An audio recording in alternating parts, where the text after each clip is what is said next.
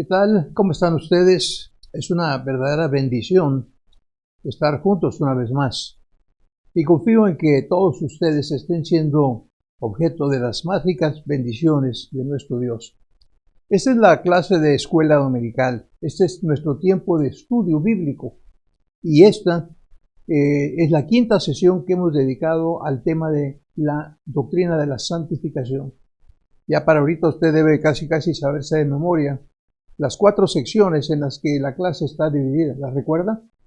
La primera hablábamos del concepto de la santificación. La segunda era algunas implicaciones derivadas del concepto de la santificación. La tercera hablaba de la santificación instantánea o posicional, de la santificación progresiva y de la santificación total y completa. Y eso cubre completamente las 3 etapas. Y la cuarta etapa hablaba de los medios de la santificación. Y la pregunta ahí en ese punto cuarto era, ¿qué medios tenemos los seres humanos? ¿Qué medios tenemos los cristianos a nuestro alcance para avanzar en la santificación? Sabemos que el Señor quiere que cada día seamos más como Él. Y nosotros también quisiéramos ser más como Él cada día, más que quisiéramos que no nos costara. Cuando preguntábamos eso, ¿qué medios hay a nuestro alcance? La pregunta se respondió muy fácilmente. Tenemos medios tanto divinos como humanos. Y cuando hablamos acerca de los medios divinos, involucramos a las 3 personas de la divinidad: a Dios el Padre, a Dios el Hijo y a Dios el Espíritu Santo. Cuando nos preguntábamos en qué forma se involucra a Dios en nuestra santificación, dedicamos un buen tiempo a estudiar aquel pasaje de Pablo cuando escribe a la iglesia en Tesalónica, la primera carta, capítulo 5, versos 23 y 24. Y los desglosamos bastante y dejamos bien claro que Dios se involucra, porque Pablo dice, y el mismo Dios de paz, ¿verdad?, os santifique. Será el Dios de paz el que os santifique por completo. Por supuesto, mientras estamos aquí en la vida y estamos avanzando, Él está interesado en nuestro avance, pero la santificación total y completa va a depender de Él. Y Pablo seguía insistiendo y decía, y todo vuestro ser, espíritu, alma y cuerpo. Y dígame usted, ¿qué más hay en el ser humano aparte de eso? De modo que si el propio Dios de paz nos santifica completamente en espíritu, alma y cuerpo, pues entonces ya estaremos listos, y dice que todo eso sea guardado irreprensible para la venida de nuestro Señor Jesucristo. Y como siempre insisto yo, ¿verdad?, cuando leemos los pasajes, no leamos a la carrera. Vayamos desglosando y vayamos viendo cada palabra, porque cada palabra, cada frase, cada término tiene mucho significado. Con base en ese pasaje que le digo de Primera Tesalonicenses, establecimos no solamente las características que tendrá nuestra santificación, o sea, total y completa, porque Dios es el que la va a perfeccionar, sino que también establecimos que el momento en que esa santificación será completa será en la venida de nuestro Señor Jesucristo, cuando Él venga por nosotros. Y aparte nos aplicamos y nos apoyamos en la garantía que Pablo dice y en la confianza que él tiene cuando en otra carta, la carta a los Filipenses, dice, fiel es el que os llama, el cual también lo hará, hablando justamente de ese tema. En otras palabras, todo lo que Dios nos ha prometido nos lo va a cumplir. Aquí el trabajo es más bien lo que nosotros le hemos prometido a Dios, cómo estamos en nuestro avance, en nuestro cumplimiento. Así que con esa confianza, nosotros entonces, y habiendo dicho que eran las 3 personas de la Trinidad las que se involucraban en nuestra santificación, habiendo hablado de Dios, entonces nos tornamos a la persona de Dios el Hijo, a Jesucristo. Y planteamos la pregunta, ¿cómo fue que Jesucristo se involucró desde el principio en nuestra santificación? En ese momento fuimos a la pregunta número 19 de nuestro cuaderno. Usted tiene una copia por ahí a la mano, y nos plantamos esa pregunta y tomamos como base de nuestra respuesta el pasaje de Hebreos capítulo 10 en sus versículos 9 y 10. Y en esa pregunta decidimos apoyarnos directamente en lo que nuestro comentario o nuestro cuaderno de estudio dice, y para no estar leyendo y repitiendo, le refiero a usted para que vaya a ese cuaderno y repase. Todo esto que estoy diciendo ahorita es repaso. Si usted dice yo no tengo el cuaderno, entonces le invito a que nos busque en este mismo medio y que vea algunas de las sesiones anteriores. Si esta es la sexta, vea la quinta, la cuarta, y ahí va a encontrar mucha más información amplificada, presentada con toda claridad y con toda deliberación respecto de estos temas. Así que nos quedaba simplemente ver la involucración del Espíritu Santo en la vida del creyente. Y ahí fuimos a las epístolas de Pedro, a la primera de Pedro, versos 1 y 2, y a las palabras de Pablo en la segunda carta a los Tesalonicenses, capítulo 2 y 3. Y de ahí nosotros concluimos que el Espíritu Santo sella, testifica y confirma la obra de gracia en el alma del ser humano, produciendo en ella los frutos de justicia. De hecho, el Espíritu Santo está dedicado a guiarnos, a orientarnos, a confrontarnos, a ocuparse de nuestra santificación. Cuando usted está ante un problema, una tentación, usted que es creyente, usted que es cristiano, usted que es probablemente oficial o líder en la iglesia, y resulta que tiene una tentación y tiene que tomar una decisión y se ve orientado hacia lo que no debe ser, ahí está el Espíritu Santo señalándole, advirtiéndole, previniéndole y muchas veces deteniéndole exitosamente, y cuando usted gana esa batalla ya ha avanzado un poco más.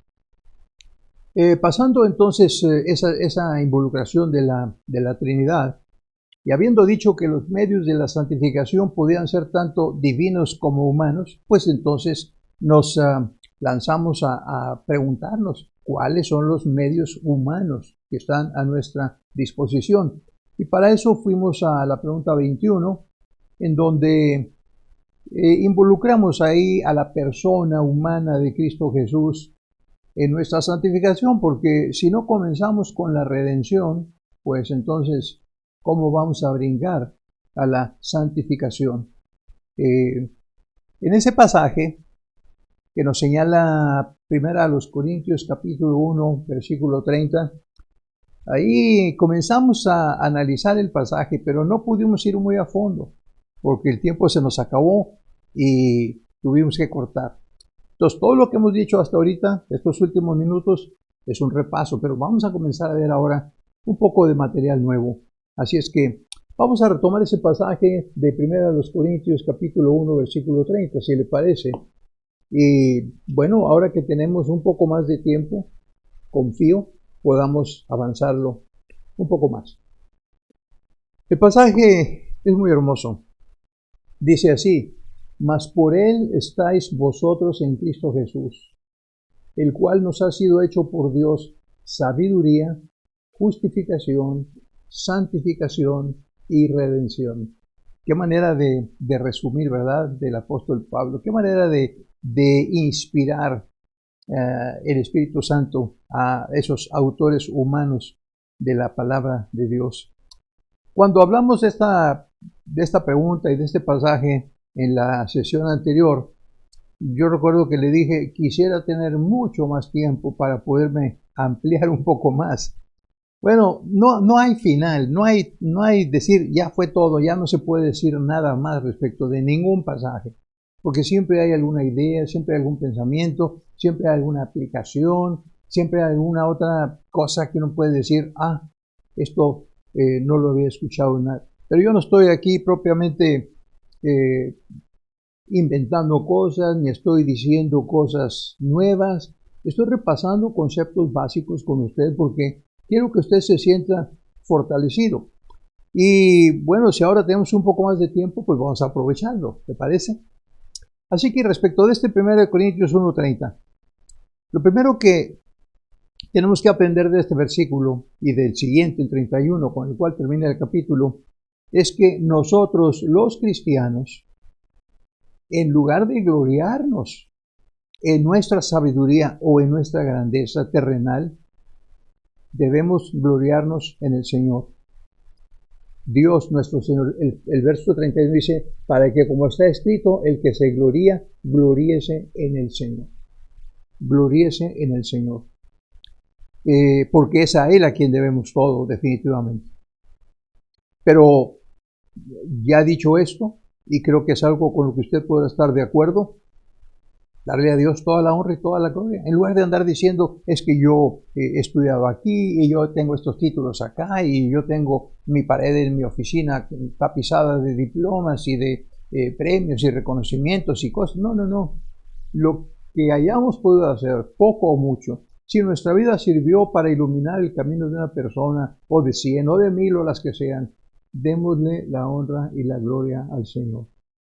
Ahora, vayamos entonces a desglosar, como digo yo, a desmenuzar un poquito, a ver qué tanto le podemos sacar al versículo 30.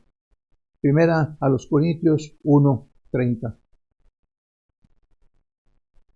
El antecedente es que había hermanos en Corinto, probablemente, que se gloriaban, o tal vez no eran hermanos, tal vez eran gentes de la comunidad, que se gloriaban en sus logros. ¿Se acuerda usted que Pablo les dijo en alguna ocasión, ustedes tienen todo, a ustedes no les falta nada, ustedes tienen todos los dones, tienen todas las capacidades?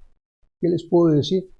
Eran gente presumida, si usted quiera, gente orgullosa, como somos muchos antes de conocer al Señor y algunos incluso después de conocer al Señor. Pero cuando entramos en este versículo, fíjese cómo empieza el verso, más por Él.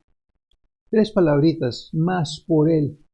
Ahora, en español, la primera palabra es una preposición, más.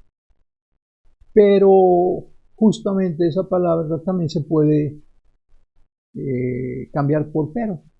Me acuerdo yo de una expresión que me enseñaron en la escuela secundaria, que decían que más sin acento es igual a pero. Más con acento, pues es un adverbio de cantidad. Pero permítame ponerme un poquito técnico. Voy a ir lento y voy a ir deliberado, porque tengo que explicarle algunas cosas que probablemente sean un poco confusas, pero si usted se confunde, no haga caso. Quédese con las conclusiones. Si usted observó la tabla que le presenté en un par de sesiones atrás, en donde presenté dos fajitas así de palabras, había puesto ahí el versículo de 1 Corintios 1:30, palabra por palabra, en el griego, cómo se escribe, cómo se pronuncia, y luego cómo está en español, y luego el análisis gramatical. Y usted debe tenerla, y si la tiene, consígala. Si no, es muy fácil conseguir una cosa de estas, ¿verdad? Pídamela, yo encantado se la doy. La palabra, el versículo 30 comienza con esa expresión, más por Él, en español. Pero ¿cómo empieza en el idioma original? En el idioma original comienza con una preposición, ek. Pero si usted observa la tabla esa, va a ver que dice, oiga, aquí no dice ek, aquí dice y luego tiene una figurita así como una figurita, ¿verdad? Que es la letra X. Bueno, lo que pasa es que la preposición griega eka, que básicamente quiere decir fuera de, ahorita hablamos un poco más de eso, esa preposición, cuando la palabra que sigue comienza con una vocal, entonces cambia su forma de presentación. Cuando la siguiente palabra comienza con una consonante, no hay ningún problema. Esto usted lo puede ver en repetidas ocasiones. Pues aquí comienza con X, E-K-S. Esa última palabrita podría usted pronunciarla como X, así. Es como para X. Y fíjese bien lo que le voy a decir, porque esto es bastante técnico.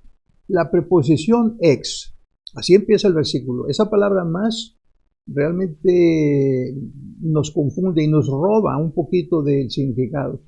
La preposición ex es la que gobierna el caso genitivo, dicen los que saben un poco de gramática. No se me pierda. El caso genitivo es una cosa muy sencilla. Simplemente es determina las palabras y las preposiciones y las terminaciones de las palabras. Siempre que se quiere hablar de una de dos cosas, de origen o procedencia, o de pertenencia o propiedad, dejémoslo así de sencillo. Genitivo es origen o procedencia, o propiedad o pertenencia. Por ejemplo, y usted lo puede traer en español, no es una cosa exclusiva del griego. Lo que pasa es que nosotros manejamos otros términos. Pero en la frase, por ejemplo, Juan viene de Guadalajara. Juan viene de Guadalajara. La preposición de está gobernando al caso genitivo y le está hablando de que Juan originó su partida en Guadalajara, si es que acaba de venir ahorita, o que nació de allá y que allá está su familia, origen o procedencia. Pero si yo le cambio la frase y le digo, este cuaderno es de Juan, ¿qué cambió? De es igual en las dos frases. Lo que cambió fue la frase y el uso del de. Está hablando aquí entonces ahora de propiedad o pertenencia. Ahora, aquí es donde se complica un poquito la explicación, porque en 1 Corintios 1:30, ojalá usted pudiera tener ahí la tablita esa que le di, ¿verdad? A veces se la podemos poner otra vez en pantalla en un momento más. Si usted viera ahí, tendríamos entonces esa preposición, nomás que en lugar de traducirse de, debería traducirse con la palabra por. Comencemos con ese primer punto, por. Pero ese por, en esa frase, la frase sonaría en lugar de más por él.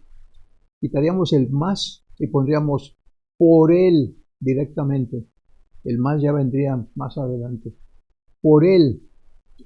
Lo que estoy tratando de decirle con esa frase, que realmente habla de, dijimos, origen y procedencia, o de origen o procedencia, propiedad o pertenencia. En este caso, de 1 Corintios 1:30, la preposición de, que sería mejor traducida por la palabra por, sugiere aquello que viene del interior de alguien. Por amor, por ejemplo. No es lo mismo decir por amor que de amor. Claro, otra vez, los idiomas van determinando los usos. Pero la preposición por, imagínense así, por él estáis vosotros en Cristo. ¿Por quién? Pues por Dios, definitivamente, ¿verdad? Pero el por Dios no es una cosa así de accionar en nada de eso. Está hablando de algo que viene del interior de alguien, de algo que se dirige al exterior con un propósito definido. También denota, fíjese qué interesante esto, separación de algo con quien ha habido una estrecha conexión. Si a mí, como dice una canción por ahí, ¿verdad?, que me sale del pecho gritar con valor. Bueno, me surgió de lo más profundo, me surgió de lo más íntimo de mi ser, salió de por ahí y llevaba un propósito. Se dirige al exterior con un propósito. Está hablando de separación de algo o de alguien con quien ha habido una estrecha conexión. Y también denota, ya voy a terminar la nota técnica, salida de o emisión que surge de, la cual dice orienta al origen. Todo esto está tomado de diccionarios y de lexicógrafos, y etcétera, etcétera. Déjeme simplificárselo de esta manera. Haga cuenta que pone a un lado todo lo que le dije, que se lo dije nada más para que vea que hay cierta base de estudio. Y déjeme simplificarlo de esta manera. En un sentido sobrenatural o divino, podemos decir que la preposición ek, la primera palabra que aparece en el versículo de 1 Corintios 1:30 en el griego, se refiere a algo que brota de o viene de la naturaleza divina. Por él. Me tomé todo este tiempo para explicarle el significado de la preposición, para que lo podamos entender. Por él estáis vosotros en Cristo Jesús. Es decir, por Dios, porque de él surgió el deseo de rescatar a la humanidad, porque de él surgió el deseo de darnos a conocer el plan divino de la redención, porque de Él surgió el deseo de que nosotros estemos con Él en la eternidad, por siempre, preparados completamente.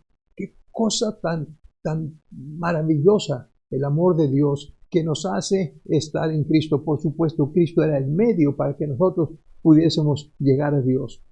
Por eso le digo, en un sentido divino, espiritual, podemos decir que la preposición ek en este pasaje se refiere a algo que brota de o viene de la naturaleza de Dios. Mire, está mucho más claro, por ejemplo, ahí mismo en su Biblia, la misma carta primera de los Corintios, en el capítulo 2 y versículo 12, ni siquiera tengo que voltear la página, dice, no tiene relación con el tema de la clase, pero gramaticalmente hay un ejemplo aquí muy bueno.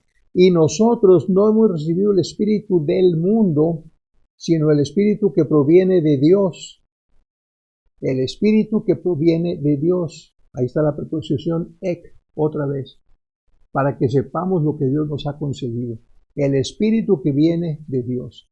Esta expresión a la que Pablo se refiere en 1:30, por él es el deseo íntimo que viene de Dios, definitivamente.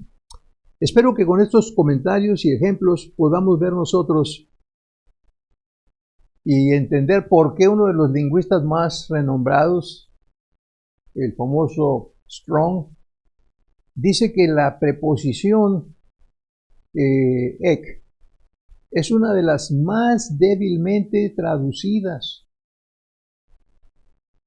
o inclusive mal traducidas, en donde muy a menudo el traductor se contenta con decir ponle por y se acabó, como está aquí en 1:30.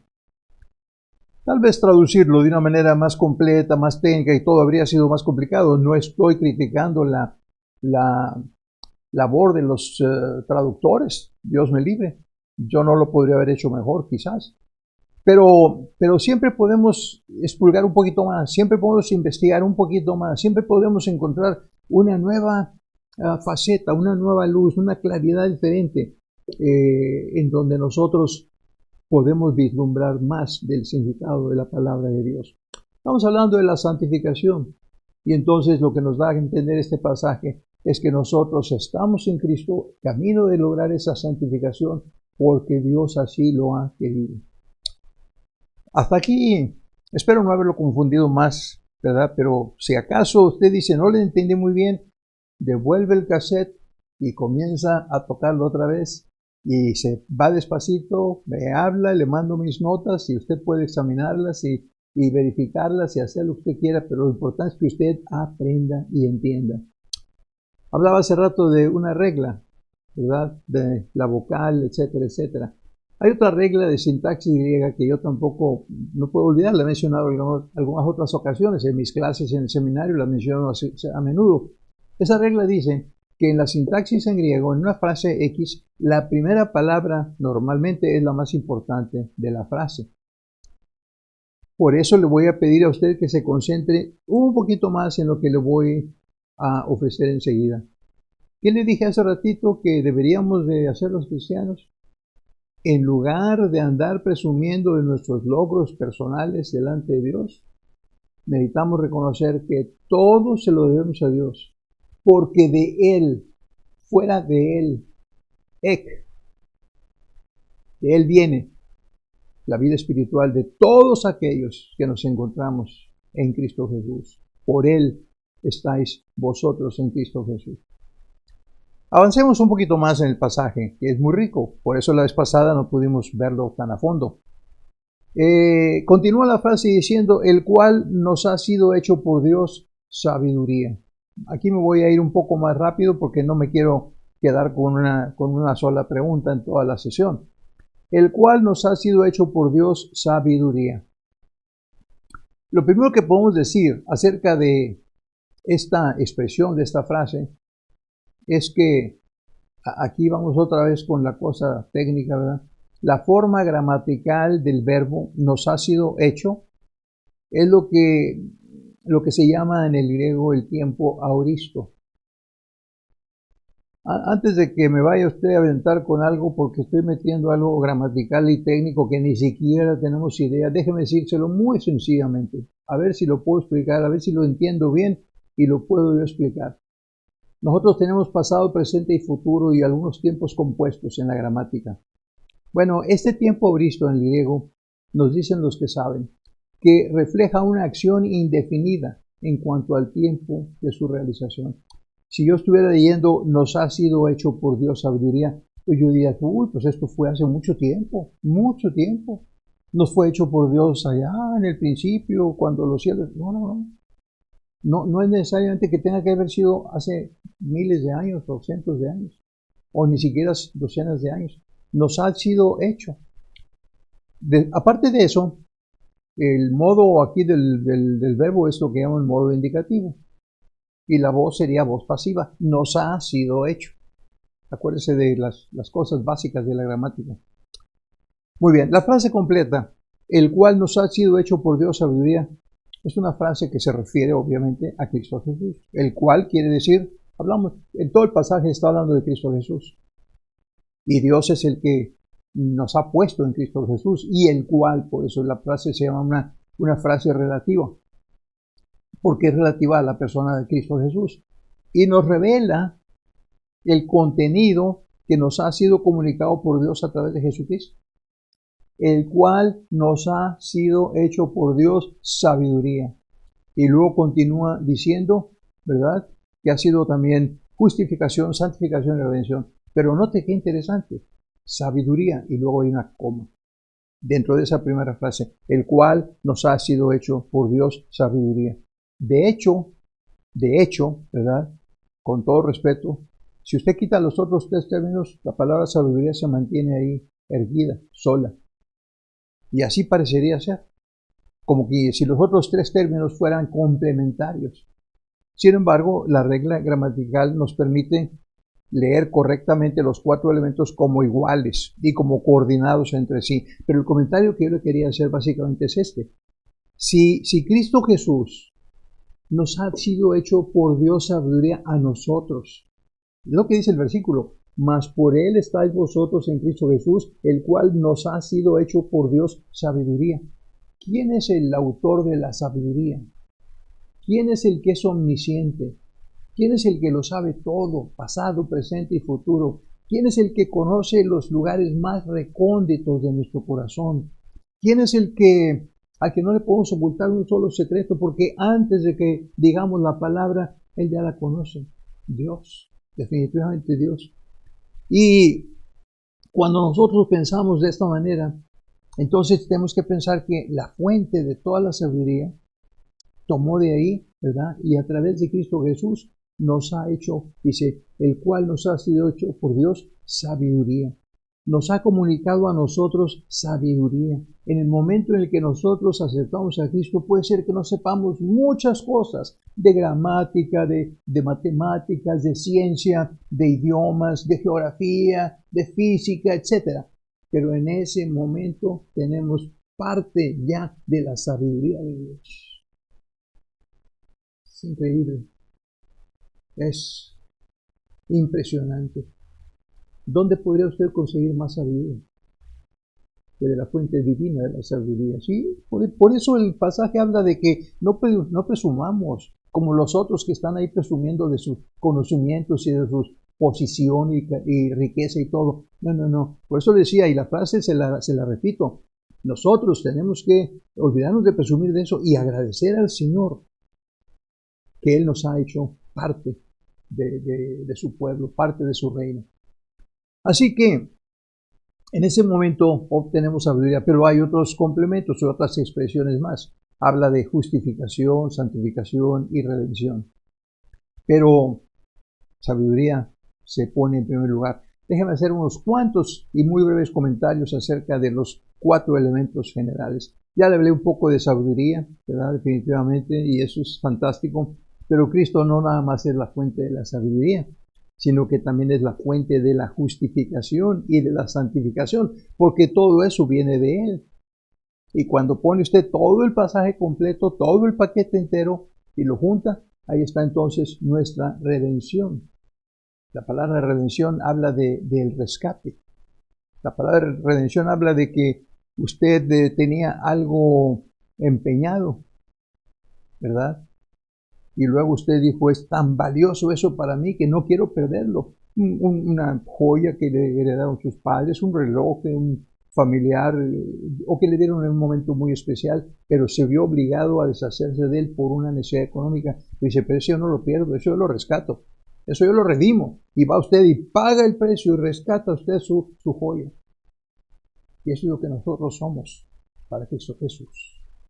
Por eso nos ha sido hecho redención, porque somos tan valiosos que Él no nos iba a dejar abandonados.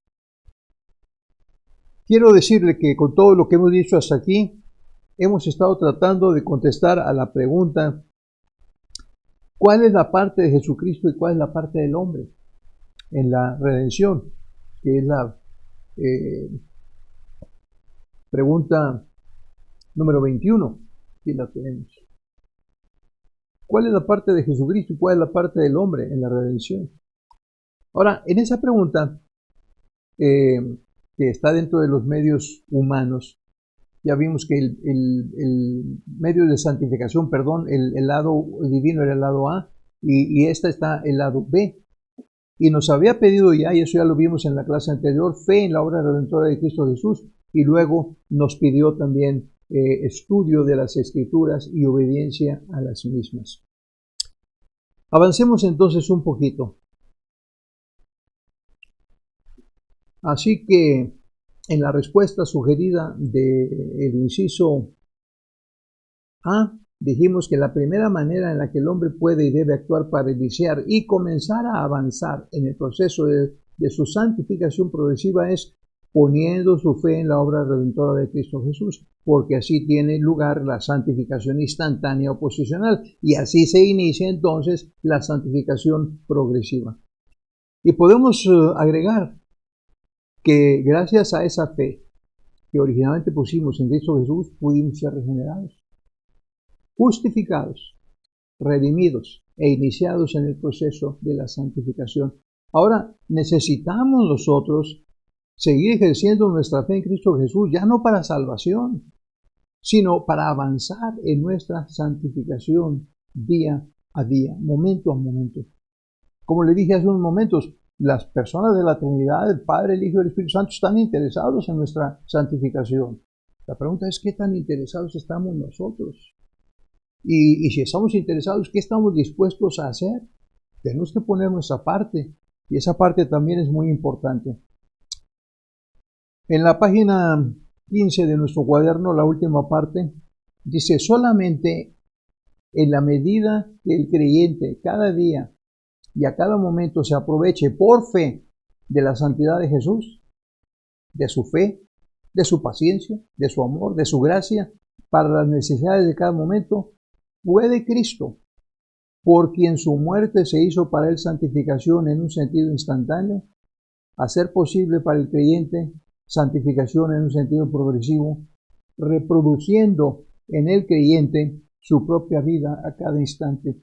Este es el meollo del asunto, como dice un amigo nuestro. Este es el punto que tenemos que entender. Dios está interesado en ello. ¿Qué tan interesados estamos nosotros?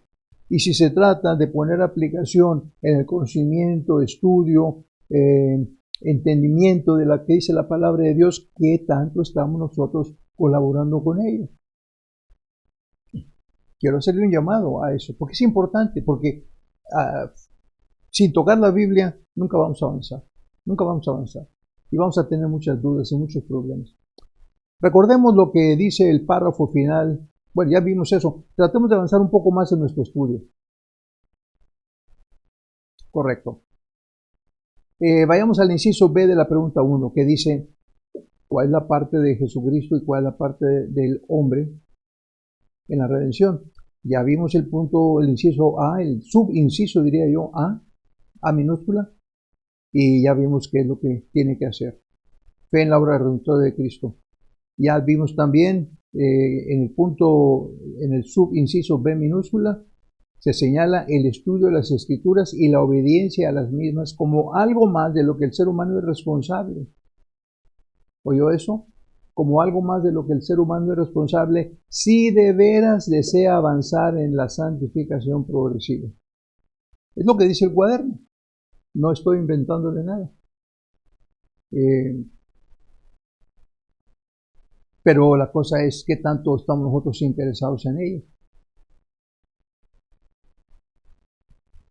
La respuesta realmente no es complicada.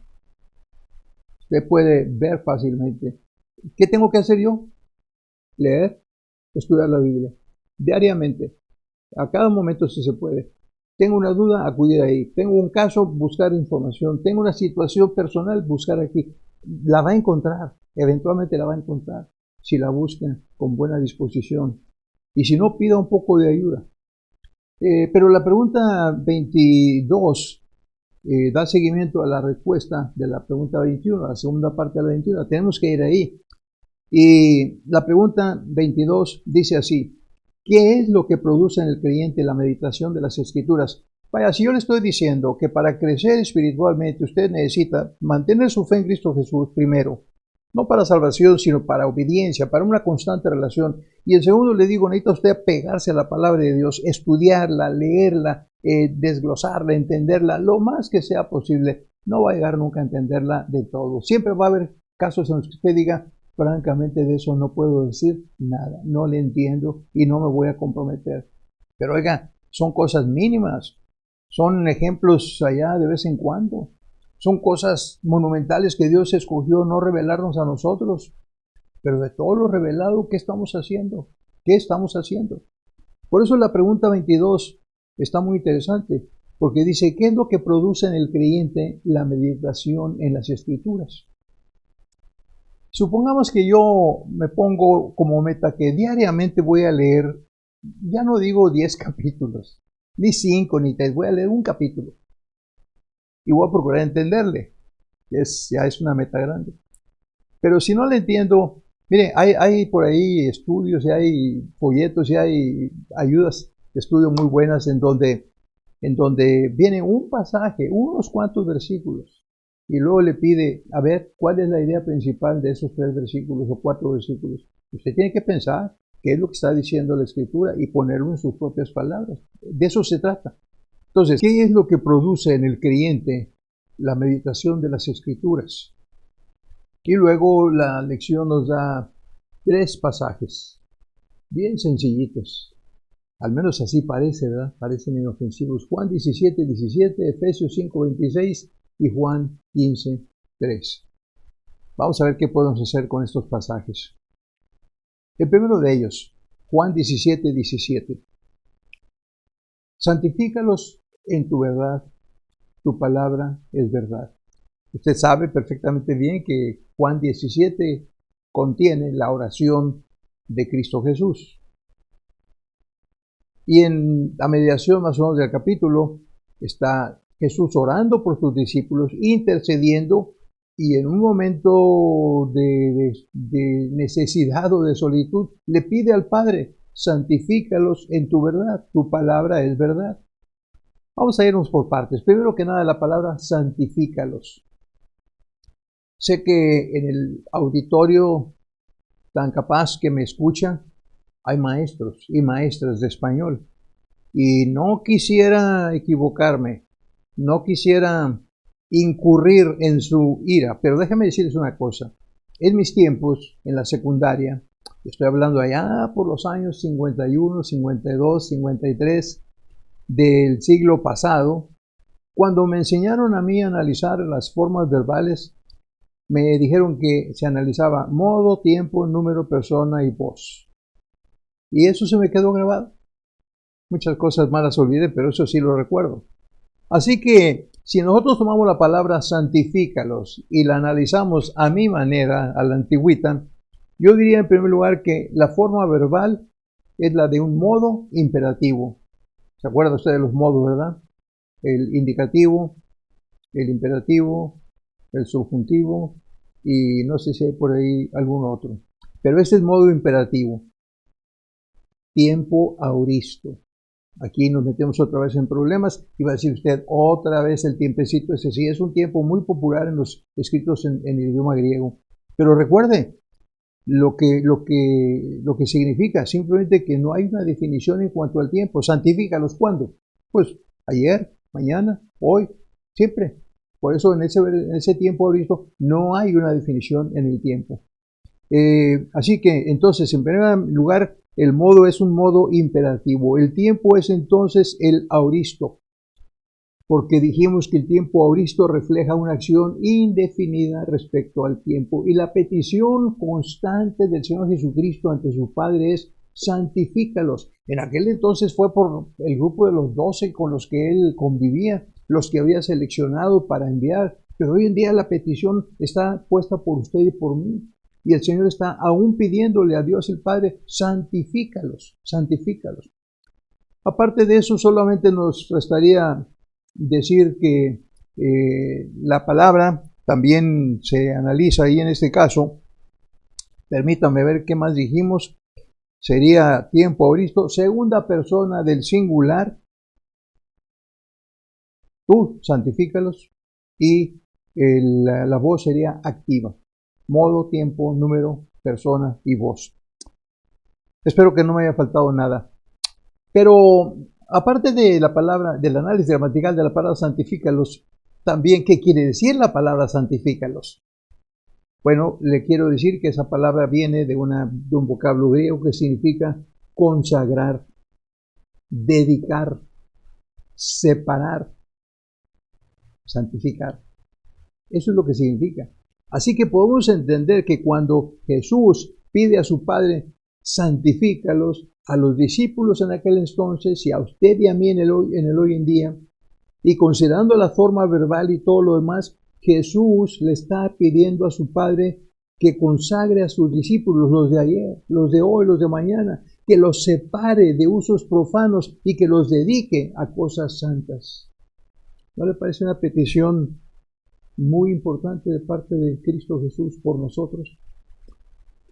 Ahora, un último comentario, tenemos que terminar, el tiempo se nos ha ido, pero la pregunta es: ¿en qué le pide Cristo Jesús a Dios que santifique a sus discípulos? Y la respuesta es muy sencilla: santifícalos en tu verdad. Tu palabra es verdad. Lo dice ahí el versículo seguidito. Yo me lo memoricé hace mucho, mucho tiempo, cuando había concursos de memorización bíblica y había que memorizar versículos cortitos. No sabía yo el beneficio que me estaba dando cuando memorizaba ese versículo. Y el versículo y la cita, incluso había que dar la cita también, y era bien fácil recordar, Juan 17:17. Así que, ¿en qué estamos siendo santificados? En la palabra. Y la palabra es verdad, es calificada así. Es decir, la palabra del Señor en la cual ahora ellos vivían iba a ser el elemento eficiente de su santificación. Esa palabra es la palabra de Dios. Y un poquito más adelante, un poquito más antes, en ese mismo capítulo de 17, dice: yo les he dado tu palabra. Y luego por eso se refiere en el verso 17 más adelante: tu palabra es verdad. Yo les he dado tu palabra a mis discípulos y tu palabra es verdad. Y a través de tu palabra tú los vas a santificar.